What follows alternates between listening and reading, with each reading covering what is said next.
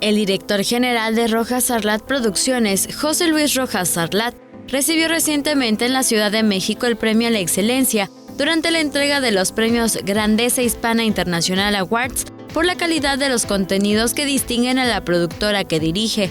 Esto es producto del trabajo en equipo que nos ha distinguido en Rojas Arlat, señaló el homenajeado. Una bendición se agradece independientemente de la religión que seas.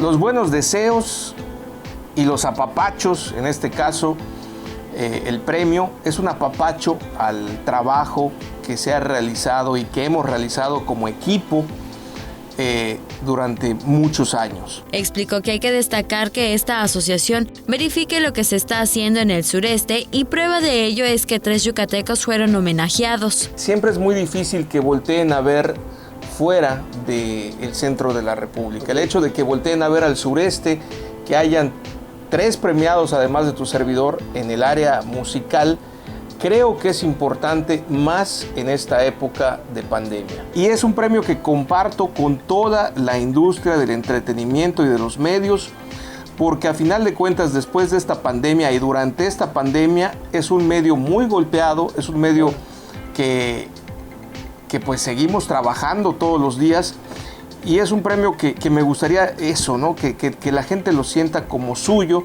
porque al final de cuentas es un premio por producción y la producción siempre se hace en equipo. A nuestro amigo, mejor conocido como Yogi, orgullosamente excompañero de este canal, le decimos muchas felicidades. Con imágenes de Jorge Aquimé, el reporte de Álvaro Martínez, Teleyucatán te informa. Teleyucatán te informa, lunes a viernes 3 de la tarde.